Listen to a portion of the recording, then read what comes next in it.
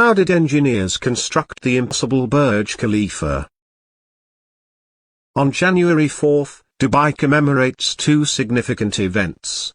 The date commemorates Sheikh Mohammed bin Rashid Al Maktoum's reign as ruler of Dubai. And it also commemorates the anniversary of the world's tallest building, the Burj Khalifa. Since its completion in 2010, the Burj Khalifa has helped to put Dubai on the map and has since become an incredibly integral part of the Emirates' global brand identity. When it first opened in 2014, its 148th floor observation deck was formally recognized as the tallest in the world. A spiral staircase that leads to a higher level of the 555-meter-tall Burj Khalifa's observation deck was made public in March 2016. The At the Top Burj Khalifa Sky Ride, which takes guests to the world's highest viewing deck on level 148, now includes level 125.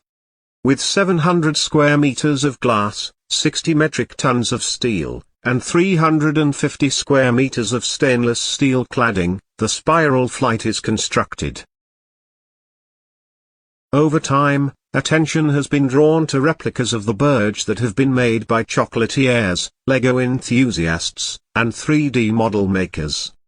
Naturally, the landmark has drawn rivals eager to surpass its record for the tallest building in the world. The most recent of these claims came from Korea and India in 2015. Since the Burj Khalifa's debut, the UAE and the GCC have seen the construction of a number of other iconic towers, but the 828-meter Dubai landmark has stayed at the center of attention for the engineering marvel that it is in terms of design, architecture, and construction. The project, which took more than 6 years to complete, was a gigantic operation that combined a strong vision with a daring foray into uncharted engineering territory. In addition to having the vision, you also need to have the financial resources and the creative engineering and design talent to make it happen. The chairman of Emaar, Mohammed Al Abad, proposed a $1.5 billion final budget in January 2010. In order to offer financing, Mashreq Bank, Emirates Bank International, and Abu Dhabi Commercial Bank established a syndicate in 2005. Samsung Corporation, its project partners Belasa 6 Construct and Arabtech, and the trio of banks signed a financing deal. The good news is that almost 90% of the area that could have been sold was sold off plan, which helped to guarantee that money was never tight. The structural core of the building was fashioned using a plan that has come to be recognized as a spiraling Y shape, which was created by the design team. The effect of wind forces and constructability, an architectural term for practical construction issues, were important factors. Each wing of the structure buttresses the others through a central core with 6 sides in the buttressed core form. The torsional resistance of this structure is provided by the central core. All the vertical concrete is utilized to support both gravity as well as lateral loads due to the design of the junctions between walls and corridors. 192 drilled reinforced concrete piles serve as the foundation for the superstructure of the tower, which is supported by a sizable reinforced concrete mat.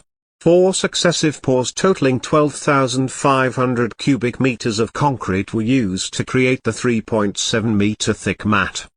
The majority of the piling work, which required the insertion of bores for cast-in-situ piles to a depth of 43 meters, was undertaken by Bauer Specialty Bau in partnership with Middle East Foundations.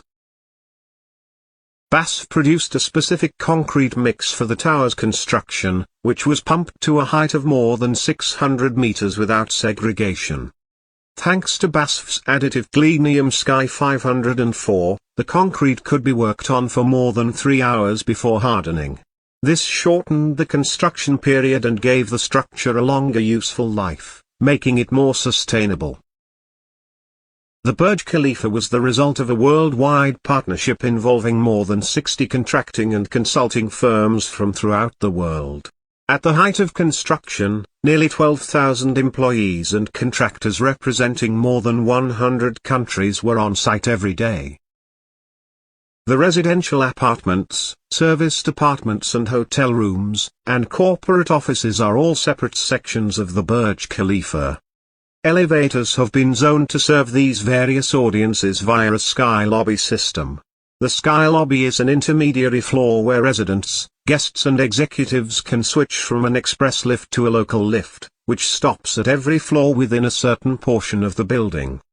The sky lobbies of the Burj Khalifa will be placed on levels 43, 76, and 123 and will have a lounge space and a kiosk, among other facilities. An area with gardens, trees, and even water features called the Park is located at the base of the mighty Burj. The Park's irrigation system, which utilizes water recovered from condensation from the cooling system of these towers, is possibly its most notable feature. The park receives approximately 15 million gallons of water annually because of this, which is enough to fill 20 Olympic-sized swimming pools. Some, who also created the tower, and the California-based SWA Group created the park. The 6 water features in the park had been created by WET, the company that created the Dubai Fountain. Burj Khalifa's crowning splendor is its telescopic spire, which is made of almost 4,000 tons of structural steel. The spire was built from the inside of the building and raised to its full height of almost 200 meters, 700 feet, using a hydraulic pump. The spire is crucial to the overall design of the Burj Khalifa, generating a sense of completion for the landmark.